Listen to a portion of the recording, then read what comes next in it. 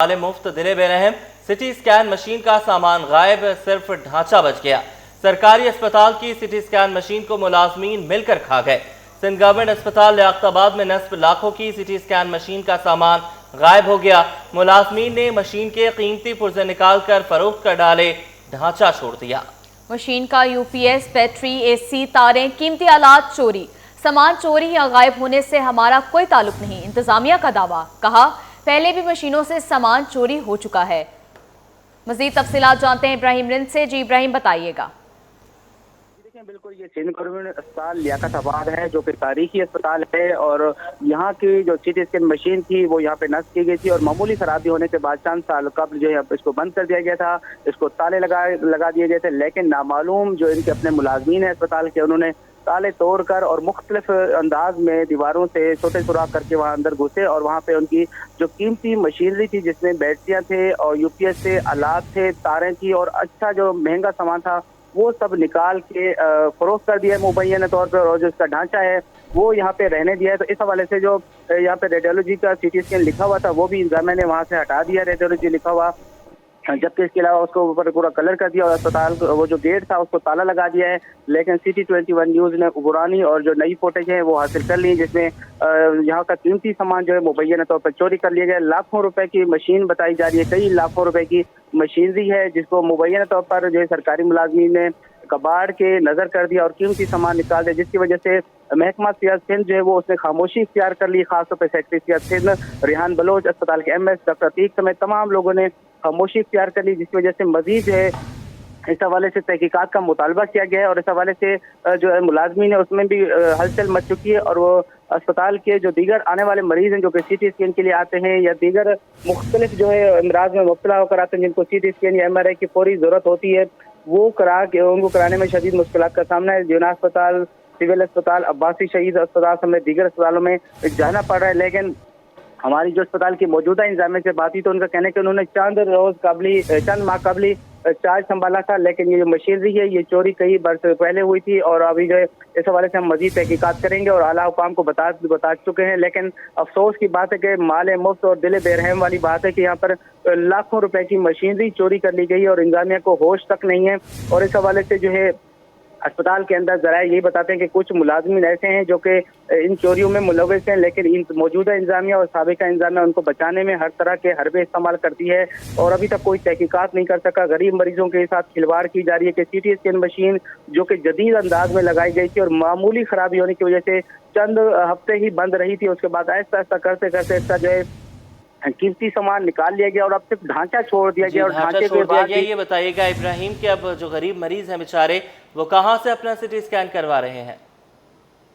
इंतजामिया ने अभी तक जो है कोई खास तौर पे कोई रिस्पांस नहीं दिया। जो मौजूदा इंतजामिया, इनका ये कहना है कि वो जो इनके आने से पहले ही ये तमाम चीजें हो चुकी थी, लेकिन इन्होंने आला हुकाम को बता चुके हैं कि ये मशीन जो है इसके कीमती सामान जो वो गायब है। इस हवाले से इन्होंने अपनी आला हुकाम को बता चुके हैं, लेकिन अफसोस की बात है कि सिर्फ बताने से अब काम नहीं चलेगा। ये बताइएगा इब्राहिम कि क्या आसपास कोई प्राइवेट लैब है, क्या कोई गठजोड़ है मुलाजमीन का कि उधर रेफर किया जाता हो मरीजों को कि वहां से सिटी स्कैन करवाएं?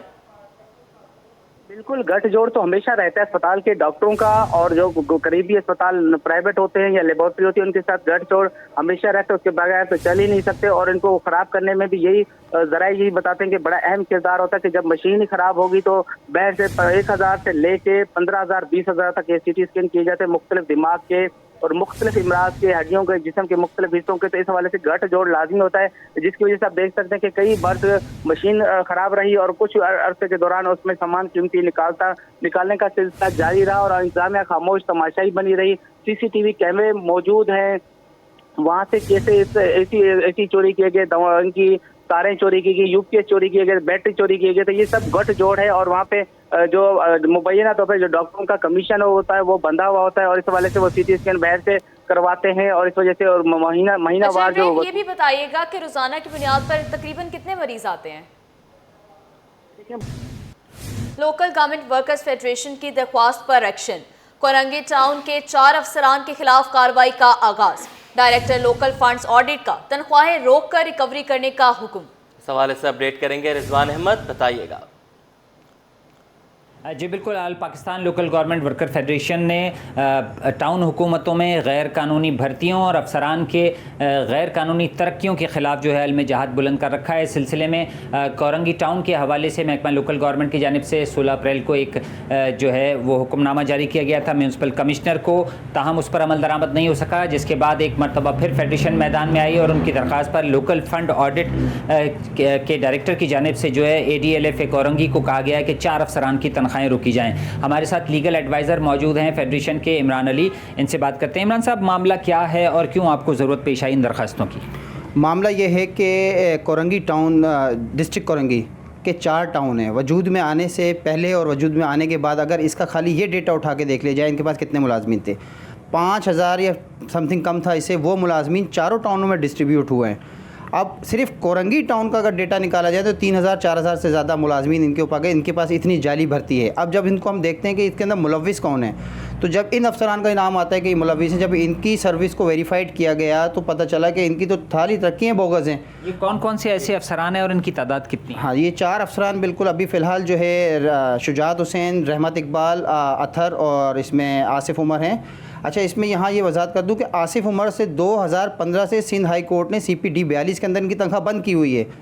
2015 से तनख्वाह बंद होने के बावजूद कोर्ट ने इनको फेक एम्प्लॉय डिक्लेयर करके इनकी तनख्वाहें बंद करी हैं और माशाल्लाह वो अभी तक के सर्विस पे हैं। अब डिप्टी डायरेक्टर भी बन गए हैं और प्रमोशन भी जाली ले लिया। तो इन पे FIRs का ऑर्डर किया है और हमारी दरखास्तों के ऊपर डायरेक्टर लोकल फंड ने ADLF को ऑर्डर कर दिया कि इनकी तनख्वाहें फ़ौरन रोकी जाएँ और रिकवरीज़ करके इंटीमेट किया जाए लोकल गवर्नमेंट, महकमा लोकल गवर्नमेंट को। जी, इस सूरत हाल में आप समझ रहे हैं कि अब जो काविशें आप दिखा रहे हैं उस पर ये गैर कानूनी भर्तियों के ख़िलाफ़ और गैर कानूनी तरक्कियों के ख़िलाफ़ कोई कार्रवाई सामने आ सकेगी ठोस?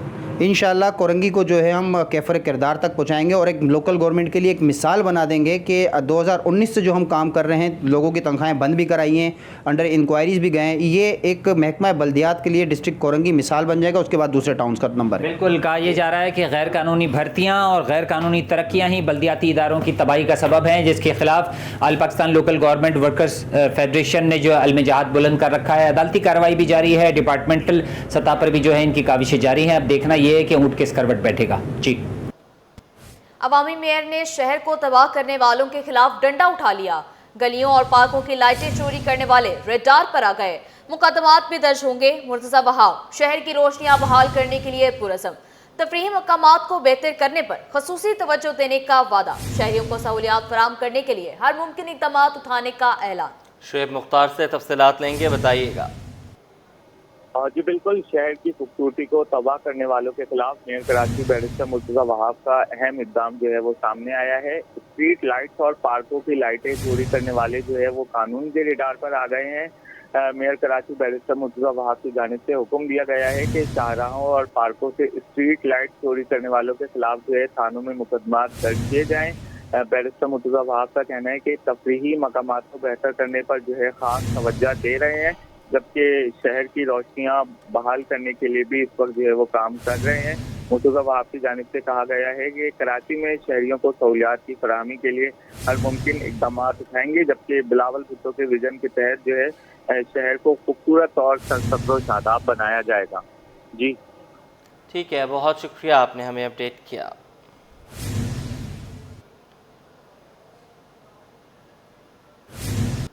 शहर में लूटमार कमाई का आसान जरिया बन गया। पोर्ट बेसन थाने की हदूद में फूड पांडा राइडर्स से लूटमार करने वाला मुलजिम ने अहम इंकशाफात कर दिए। पकड़े गए 18 साला मुलजिम का कहना था कि 7 बार पहले भी जेल जा चुका हूँ। शेरी जना कॉलोनी से मुनशियात खरीद कर पीता हूँ। नशे के लिए वारदातों का एतराफ़ कर लिया। तफसीलात जानेंगे अनुषा जाफरी से, बताइएगा। बिल्कुल, देखिए, बोर्ड बेसन थाने की हदूद में फूड पांडा राइडर को लूटने वाले 2 डकैत गिरफ्तार हुए हैं। उम्र इसकी 18 साल है। 2020 से जेल जा रहा है, यानी कि ये 14 या 13 साल की उम्र से जेल जा रहा है। ये पुलिस मुकाबले के बाद रंगे हाथों गिरफ्तार हुआ आ गया। नाम क्या है तुम्हारा? मोहम्मद हुसैन। उम्र क्या है? 14 साल। 14 साल की उम्र है तुम्हारी अभी? हैं? उम्र क्या है? मैडम नशा करते हैं, भूल जाते हैं। अभी नशे में हो? तुम्हारी उम्र 14 साल की लग रही है। उम्र कितनी है? 17 साल मैडम। 17-18 साल। अच्छा, क्या कर रहे थे तुम रात में? रात में चरत लेने जा रहे थे। फिर क्या किया? चोरी कर ली। चोरी होती है, डकैती कर रहे थे? वही मैडम क्या क्या कर रहे थे? डकैती कर रहे थे कैसे कर रहे थे? उसको जल्दी कैसे? बाइक वाले के ऊपर ने सामान रख दिया निकाल क्या के, रखा? कौन सा सामान रखा था निकाल के? पिस्टल रख दिया निकाल के किसके ऊपर? बाइक वाले के ऊपर। कौन कैसे रखा पिस्टल बाइक के वाले पे? उन्हें पीछे से निकाल के रख क्या दिया पीछे से निकाल के रखा? मैडम पिस्टल अच्छा पीछे से पिस्टल उनने निकाल के रख दिया, आगे गए चुरंगी से घुमाए, पुलिस वालों ने पकड़ लिया हमारे को, पुलिस वालों ने पकड़ा हमारे को, हम आगे से भागने की करे उन्होंने फायर मार दिया हमारा। अच्छा पुलिस मुकाबला हो गया फिर? मुकाबला कहाँ से हो मुकाबला हुआ ना? अच्छा इधर आओ करीब आओ। क्या लूटा था उससे?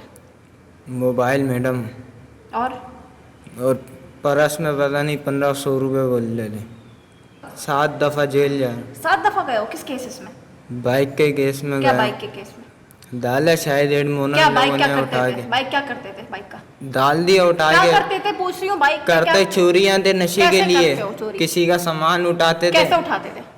मैडम वो नशे में नहीं थे, बस सही थे, चरस पी हुई थी। अच्छा चरस पी हुई थी, नशे में नहीं थे। चरस नशा नहीं होता। कम उम्र से ही ये जो है वो डकैती की वारदातें कर रहा है। पुलिस ने इसको जो है पुलिस मुकाबले के बाद गिरफ्तार किया और उसने ये एतराफ़ किया है कि मैं डकैती करके फ़रार हो रहा था। पुलिस ने पकड़ने की कोशिश की, हम नहीं रुके, पुलिस ने फायरिंग की है। इनके पास पिस्टल भी जो है वो बरामद हुआ है। इसका साथी भी जो है वो ज़ख्मी हालत में जो है गिरफ्तार हुआ है, जो कि इस वक्त अस्पताल में ज़ेर इलाज है। इनसे मज़ीद इनकशाफात भी जो है वो मुतवक्का है। जी नॉर्दर्न बाईपास मवेशी मंडी की रौनकें बहाल, शहरी खूबसूरत जानवर देखकर खुश, कीमतें सुनकर हैरान, बच्चे भी बड़ों के साथ मंडी का रुख करने लगे। आपको अपडेट करते चलें, नॉर्दर्न बाईपास मवेशी मंडी की रौनकें बहाल हो गई हैं। शहरी खूबसूरत जानवर देखकर खुश हैं, कीमतें सुनकर हैरान हो गए, बच्चे भी बड़ों के साथ मंडी का रुख करने लगे हैं। जी बिल्कुल, ईद उल अज़हा आने में कमोबेश 25 रोज़ बाकी रह गए हैं और रौनकें जो हैं वो बहाल होना शुरू हो गई हैं। नॉर्दर्न बाईपास मवेशी मंडी की रौनकें बहाल, शहरी खूबसूरत जानवर देखकर खुश हैं, कीमतें सुनकर हैरान भी हैं, बच्चे भी बड़ों के साथ मंडी का रुख करने लगे हैं। आपको बताते चलें कि हर गुज़रते साल के साथ जो है वो कीमतों में इजाफा हो जाता है, लेकिन ये भी देखने में आता है कि कुर्बानी जो है वो हर साल के गुज़श्ता साल से ज़्यादा ही होती है और इस मरतबा ये देखना है कि एवरेज क्या रहती है। अभी दिन जो हैं वो बहुत रहते हैं, कमोवेश 1 महीना है अभी बड़ी ईद आने में, लेकिन रौनकें बहाल हो चुकी हैं और गायें, बकरे और बैल जो हैं पहुँच चुके हैं, ऊँट जो है वो पहुंच चुके हैं। साथ साथ आपको बताएं कि गर्मी भी बहुत ज़्यादा बढ़ गई है, जिसकी वजह से ख़ास ख्याल भी रखा जा रहा है, ख़ास माहौल भी जानवरों को वहां पर फराहम किया जा रहा है। धूप से बचाव के लिए हम देख रहे हैं कि टेंट्स लगाए गए हैं ताकि जानवर जो हैं वो साए में खड़े हो सकें। अक्सा हमारे साथ वहां से मौजूद हैं बराह रास्त, उनसे जानेंगे। अक्सा शेख, बताइएगा क्या कीमतें हैं जानवरों की?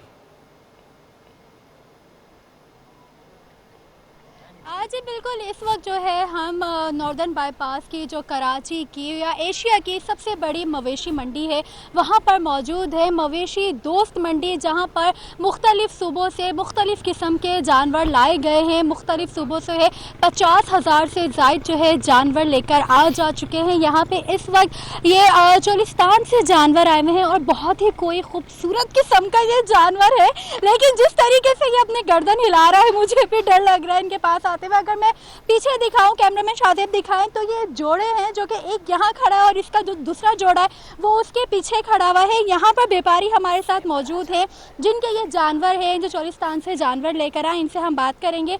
आप हमें बताएगा कि आप कब से यहाँ पर हैं और कितने जानवर शुरू में लेकर आए? हम लोग 5 दिन से यहाँ हैं और हम 16 जानवर लेके आए हैं। अच्छा, मुझे ये भी बताएगा कि मजीद अभी और जानवर आपके कितने आने हैं? हमारे मजीद जानवर 30 जानवर और आ रहे हैं। 30 जानवर और आने हैं। जब से आप यहाँ पर आए कितने जानवर आपके बिक चुके हैं? अभी तक तो एक बछड़ा सेल किया है हम लोगों ने। एक बछड़ा सेल किया। तो इनकी खिलाई पिलाई में, इनकी देखभाल में आपको कितना टाइम लगता है, कितने पैसे खर्च होते हैं? तकरीबन 1 साल का खर्च आता है 7 से 8 लाख रुपए एक जानवर पे। 2 साल पालते हैं हम लोग इनको, 15-16 लाख रुपए खर्च आ जाता है 2 साल में। अच्छा, आप लोग यहाँ पे दिन रात मवेशी मंडी में ही होते हैं, तो यहाँ पर कोई पानी की कमी, पानी वगैरह आपको हर चीज़ भरपूर मिल रही है? नहीं, हम चीज़ों को सब चीज़ मुहैया है, किसी चीज़ भी कमी नहीं है, पानी भी मिल रहा है, हर चीज़ मिल रही है। अल्हम्दुलिल्लाह। सारी चीज़ें मिल रही हैं। बिल्कुल, यहाँ पर जो है व्यापारी से हमने बात की है, इनका यही कहना है कि यहाँ पर इनको हर एक चीज़ मिल रही है। पानी भी मंडी की तरफ से फराहम किया जा रहा है। जानवरों की बड़ी तादाद यहाँ पर मौजूद है, जो खुद भी ये अपनी गर्दन हिला के बता रही है कि हाँ, हम यहाँ पर बिल्कुल ठीक है। इसके अलावा अगर मैं बात करूँ तो जैसे जैसे ही दिन बढ़ता जाएगा, शाम के टाइम शाम करीब आती जाएगी, जो शहरियों की तादाद है वो भी बढ़ती जाएगी। जो ख़रीदार है उनकी भी आमद का सिलसिला जारी हो जाएगा। हम मंडी के अंदर जो है मुख्तलिफ़ किस्म के कैंप्स लगाए गए हैं। जो मुख्तलिफ़ सूबों से जानवर आए उनके कैंप अलग लगे हुए हैं। ये चोलिस्तान से जानवर आए और इस जो कैंप का जो नाम है वो कुरैशी कैंप का नाम है। यहाँ पर कुरैशी कैंप के अंदर भी मुख्तलिफ़ किस्म के मुख्तलिफ़ नस्ल के जानवर मौजूद हैं। और ईद तो बच्चों की ही होती है, तो जो है यहाँ पर बच्चों की भी बड़ी तादाद शाम के औकात में देखी जाएगी। और चोलिस्तान भावलपुर के जानवर हैं इस वक्त जो यहाँ हमारे साथ मौजूद हैं और इनके बीच में मैं खड़ी हुई हूँ। जैसे जैसे वक्त गुजरता जाएगा, मंडी के अंदर ATM की भी सहूलत फराहम की गई है। जो फूड स्ट्रीट है वो भी शाम के औकात में खुल जाएगी और खाने पीने की चीज़ें हैं जो कि ख़रीदार आते हैं और जिनको जानवरों का शौक़ है। मंडी जो सिर्फ घूमने के लिए आते हैं, क्योंकि कुछ लोग ऐसे होते हैं जो ख़रीदते तो आखिर के दिनों में है, लेकिन जैसे ही मंडियाँ सजना शुरू हो जाती हैं उनकी आमद आम तरफ का जो सिलसिला है वो भी जारी हो जाता है। तो यहाँ पर जो लोगों की तादाद है वो भी बढ़ती जाएगी, आमद का सिलसिला भी जारी होता जाएगा। कुछ लोग घूमने के लिए आएंगे, कुछ लोग अपने बच्चों के साथ ख़रीदारी करने के लिए आएंगे। और जो ये बड़ी ईद है, चाहे छोटी ईद हो या बड़ी ईद हो, वो तो होती ही बच्चों की ईद है। तो बच्चे ज़बरदस्ती अपने घर वालों को भी लेकर आते हैं कि अपने बड़ों को लेकर आते हैं कि चले घर वालों को लेकर आते हैं। अक्सर ये बताइएगा कि वहाँ पर सिक्योरिटी के, आप पहले अपना बेच बचाव कर लें, हम सवाल आपसे बाद में कर लेते हैं।